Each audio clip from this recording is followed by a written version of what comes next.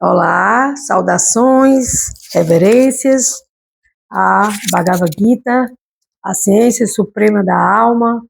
Hoje aqui dando continuidade, encontre soluções para seus problemas emocionais. E estamos falando do tópico partida dos nossos queridos, dos nossos entes queridos, ou morte. Eu não gosto muito de usar essa palavra morte, mas sim a partida, porque todos nós estamos de partida. Desde que chegamos aqui nesse mundo material, nós estamos vivendo para partir em algum momento, em algum dia, né? Se existe algo tão certo nessa vida é que a gente nasce, se desenvolve, adoece, ou tem alguma, a gente vai ter que ter algum motivo para sair desse corpo material, e a gente vai ter essa purificação futura, e é bom que a gente tenha muitos créditos piedosos para que a gente não padeça muito para sair dentro desse corpo. Quer dizer, nós, almas, nós somos alma, né? Sempre estamos falando sobre esse tópico. Então, Aham Brahmasmi, eu sou uma alma em um corpo condicionado, eu sou uma alma eterna, Sat, eu sou uma alma cheia de conhecimento, Chit, eu sou uma alma bem-aventurada, Ananda. Ananda significa prazer. Só que esse prazer, essa bem-aventurança vem do Sermão da Montanha, também explicado, de Jesus. Bem-aventurados os brandos e humildes, porque verão a Deus. Então, quando nós temos brandura e humildade para ouvir o Srimad Bhagavad Gita, a ciência suprema da alma, nós vamos nos rendendo a Deus, rendendo a sua fala, rendendo a sua orientação, rendendo ao Supremo, né? Quando nós não nos rendemos ao Supremo, nós vamos nos render à Maya. E aí é onde entra toda essa confusão, por quê? Porque Maya significa yoga da ilusão, ou seja, você se unir à ilusão, você se une a Deus, ou você se une à ilusão ou à matéria. Então, no verso de hoje é capítulo 2, verso 22, lidando com a partida dos entes queridos ou lidando com a partida dos nossos antepassados, né? Que eles viveram aqui na Terra, mas já se foram, como nós também vamos, né? Em algum momento, isso é certo, né? Por isso que estamos aqui procurando soluções para os nossos problemas emocionais, na ciência sagrada da Bhagavad Gita, ditada pelo próprio Supremo, na filosofia védica. Veda significa conhecimento. Esse conhecimento, ele não foi um conhecimento, ele não é um conhecimento material, ele é um conhecimento transcendental. Ele veio do mundo divino, do mundo espiritual, como eles falam, os nossos mestres, e veio, chegou na Índia, chegou nos Vedas, os Vedas compilaram, organizaram, e a palavra Veda significa conhecimento. E qual é o objetivo da gente estudar os Vedas, a filosofia védica, a ciência da Bhagavad Gita? O conhecimento acerca de Deus, acerca do absoluto, acerca de Krishna. Krishna significa todo atrativo e todo atraente. Então, eu vou fazer aqui minhas reverências para iniciar a leitura. Com a Gyana Timiranda Sya, Gyana Junasa Lakaya, Chakshu Militayena Tasmai Shiguru Venamaha. Embora eu tenha nascido na mais escura região da ignorância, esse mundo material, o meu mestre espiritual abriu meus olhos com a luz da tocha do conhecimento transcendental. A tal mestre espiritual, eu presto minhas humildes e respeitosas reverências. Sim, precisamos prestar nossas reverências aos nossos mestres, aos nossos acharyas, né? Nossos mestres e acharyas. Por exemplo, aqui na minha camiseta tem a foto de Srila Prabhupada, que é o nosso acharya, o nosso mestre original, ele que trouxe a consciência de Krishna para o Ocidente, para que nós, almas em corpos ocidentais, pudéssemos ter acesso a estes conhecimentos e a gente possa evoluir, a gente possa expandir a nossa consciência. Verso 22, capítulo 2, resumo do conteúdo da Gita. do Gita, resumo do conteúdo do Gita. Assim como alguém veste roupas novas, abandonando as antigas, a alma aceita novos corpos materiais, abandonando os velhos e inúteis. Então, aqui está programado, está escrito, está dito pelo Supremo, explicado pelo Supremo, como é que é esse processo de abandonar o nosso corpo, de abandonar essa roupa velha, que é o nosso corpo atual, né? A gente, quando chega a ter um corpinho novo, bebezinho, né, vai se desenvolvendo, né? E agora, como é o meu caso, meu corpo está ficando velhinho. Minha alma é eterna, Sat Ananda, mas meu corpo não. Então, assim como eu me visto, como eu estou aqui com a camiseta, com a foto do nosso mestre, Srila Prabhupada, nosso guru original, eu estou com essa roupa e daqui a pouco eu vou tirar ela e colocar, tomar um banho, colocar uma roupa diferenciada e etc.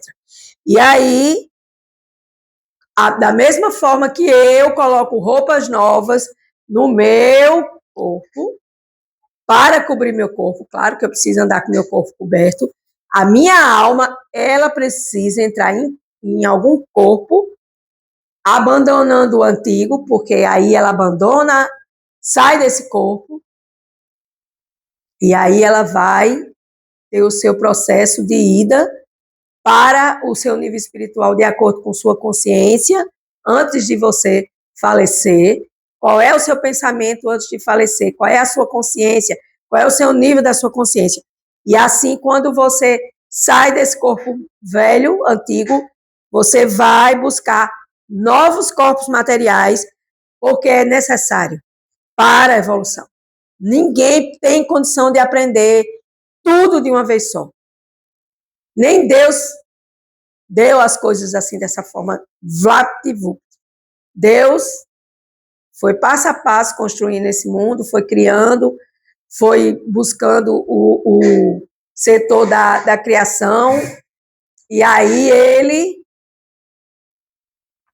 tem o seu processo de criação, como também nós também temos o nosso processo de evolução. Então, vamos ver aqui o que é que Srila Prabhupada nos fala. Salve Srila Prabhupada. Reverências. A troca de corpo por parte da alma individual atômica é um fato aceito.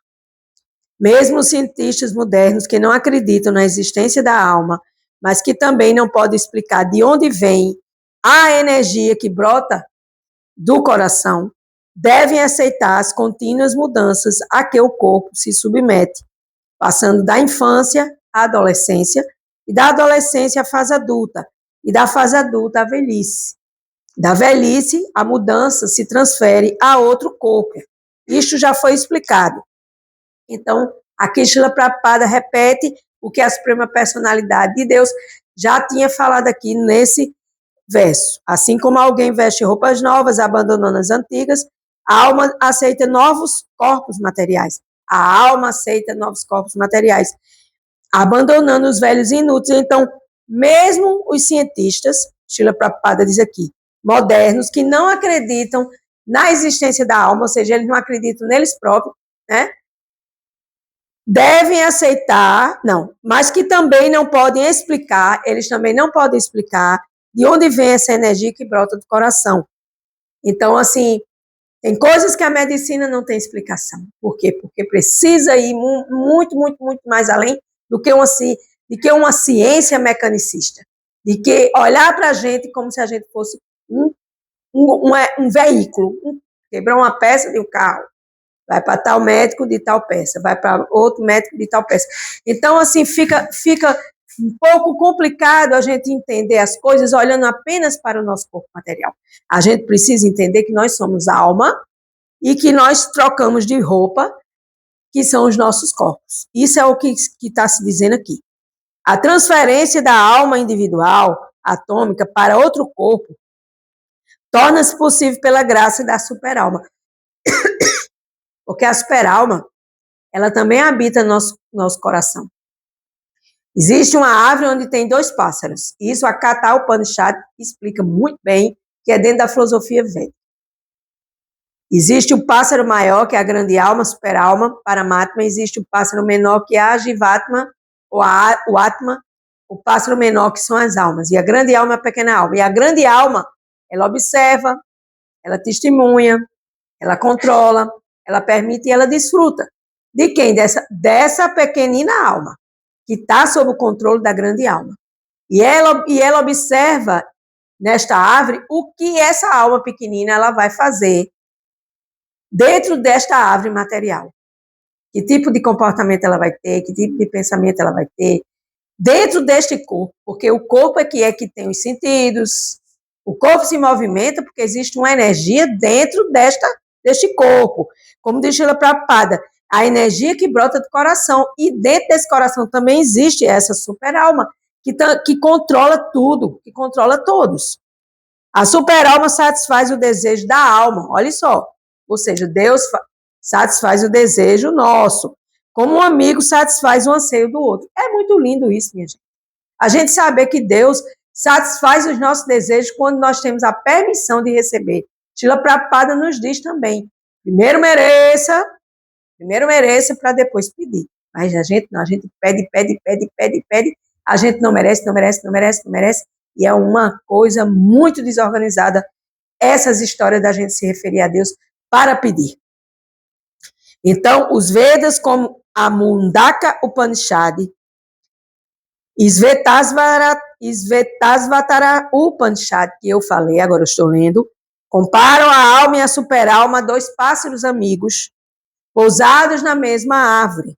Um dos pássaros, a alma individual atômica, eu, está comendo o fruto da árvore, ou seja, está ali só satisfazendo seus... A mente, sentido e o falso ego está ali só se satisfazendo, ou seja, comendo o fruto dessa árvore material. E o outro pássaro, Krishna, Deus, está observando esse amigo. Por isso que não adianta nem tentar enganar a Deus, porque Deus está no nosso coração como a grande alma na pequena alma, e a única filosofia que ensina isso é a filosofia védica. Eu já estive conversando com algumas amigas minhas, que uma delas estuda bastante espiritualidade, e aí eu fui falar com ela e dizer, olha, fulana, a grande alma está no nosso coração, observando a gente, que nós somos a pequena alma. E ela falou assim, uau, eu nunca tinha parado para pensar sobre isso. E eu também não, de certo, né? Mas a gente, quando começa a estudar filosofia védica, a gente começa a se orientar nesse fogo do conhecimento transcendental, porque esse fogo, ele ilumina a nossa ignorância. Então, se você está querendo sair da sua ignorância material, da sua ignorância avídia, chamada de avídia, você tem que estudar filosofia védica. Se quiser, claro. Então, Krishna é o pássaro que testemunha, e a Juna, ou nós, as nossas almas, é o pássaro que come esses frutos. E esses frutos são os desejos, ou seja, há um que está cativado pelos frutos da árvore material, enquanto o outro está apenas presenciando as atividades do seu amigo, ou seja, Deus observando tudo. E estes dois pássaros, mesmo eles estando na mesma árvore, sendo dois pássaros, mesmo sendo eles iguais em qualidade, o outro está cativado, está condicionado pelos frutos desta árvore material, que somos nós, as almas, Jivatmas, pequenas almas. Então, Krishna é o pássaro que testemunha, e a Juna é o pássaro que come.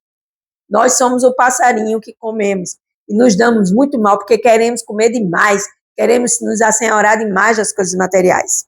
Embora sejam amigos, um é o Senhor e o outro é o servo. Então, eu sou o servo e Deus é o meu Senhor. O fato da alma atômica esquecer-se dessa relação, e essa alma tem que se relacionar com Deus, porque a alma foi criada para se relacionar com Deus, e quando a alma não se relaciona com Deus, ela vai se dar muito mal no mundo material. Então, a gente se esquece da relação propícia, que é a relação com Deus. E quando a gente muda de posição de uma árvore para outra, significa a alma sai de um corpo para outro, A alma Jiva, ou Jivatma, está lutando muito arduamente na árvore do corpo material. Não é isso, minha gente. A gente não está aqui na Terra lutando arduamente para sobreviver. Uns sobrevivem, outros nem sobrevivem, outros conseguem, outros não conseguem. Dependendo do seu karma, dependendo daquilo que você plantou numa vida passada. Sua vida atual é reflexo da sua vida anterior. Então, nesse processo, logo que a gente aceita, logo que a alma aceita, concorda, eu concordo em aceitar o outro pássaro, que é Deus, como meu mestre espiritual supremo, como minha grande alma que está instalada no meu coração para me orientar, para, através da minha intuição, dizer, faça, não faça, pode, não pode. A gente não quer nem saber, a gente quer fazer. Por isso que a gente se dá mal mais uma vez. Então, tomando assim a mesma atitude de Arjuna, que se rendeu voluntariamente ao Senhor Krishna para receber suas instruções, o pássaro subordinado imediatamente livra-se de todas essas lamentações, que é o que nós vivemos aqui nesse mundo material, lamentações, vitimismo, isso, aquilo outro. Eu não vou nem entrar nos exemplos de lamentações e vitimismo, porque é desnecessário nesse momento, porque aqui está bem claro, é necessário que a gente se renda, tenha uma atitude de querer concordar em aceitar o outro pássaro como mestre espiritual. Então, quando a gente, supremo, viu? Não é mestre professor do mundo material, não, mestre espiritual supremo, que não é nem o nosso mestre, que nós temos um mestre espiritual aqui na Terra, quem pratica Bhakti Yoga, quem tem um mestre espiritual. Mas, Krishna, o Supremo, Deus, ele é o Senhor Supremo, o mestre espiritual supremo, que está lhe guiando, observando, ele observa, testemunha, permite, controla e desfruta. 5 atividades de Deus em nós, no nosso coração. Mas aí a gente não quer saber de nada disso, a gente quer saber de ouvir a gente mesmo, ouvir a nossa mente maluquete, sentir as coisas desordenadas e agir. Se você sente e pensa, sente e age desordenado, qual é o resultado? Ilusão. Escuridão. Perde a memória. E quando perde a memória, cai no poço escuro. Aí vai acontecer N coisas para tirar você desse poço escuro. Porque a gente tem que estar na luz. Porque nós somos almas. E toda alma ela é uma centelha de luz de Deus. Deus é a luz maior, o sol, o fogo maior, que ilumina. E quando a gente está na escuridão, a gente precisa acender esta luz. Embora os 2 pássaros estejam na mesma árvore, o pássaro que come sendo o desfrutador dos frutos da árvore, ou seja, quando a gente desfruta dos sentidos, das coisas materiais, está mergulhado em completa ansiedade e melancolia. 2 características de quem está na ilusão, ansiedade e melancolia. Não que eu não esteja na ilusão, mas a gente está menos na ilusão. No entanto, caso ele, de alguma maneira... Por que a gente está menos em ilusão? Deixa eu explicar aqui para não ficar mal entendido. Porque a gente estuda a Bhagavad Gita. Porque a gente pratica o que está escrito na Bhagavad Gita ou tenta praticar. Então, a gente estará menos iludida, menos em ansiedade e melancolia. No entanto, caso ele, de alguma maneira, vire seu rosto para o seu amigo, que é o Senhor Supremo, e conheça suas glórias, imediatamente o pássaro aflito ficará livre de todas as ansiedades. Aqui está dando a fórmula para você se livrar de todas as ansiedades. Virar seu rosto para Deus. Ouvi-lo, segui-lo e obedecê-lo e servi-lo. Em devoção, em gratidão e em amor. Amor puro a Deus. Servo eterno de Deus.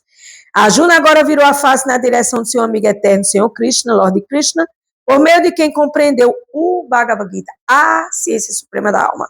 E assim, ouvindo de Krishna, ele pôde compreender as supremas glórias do Senhor e livrar-se dessa lamentação.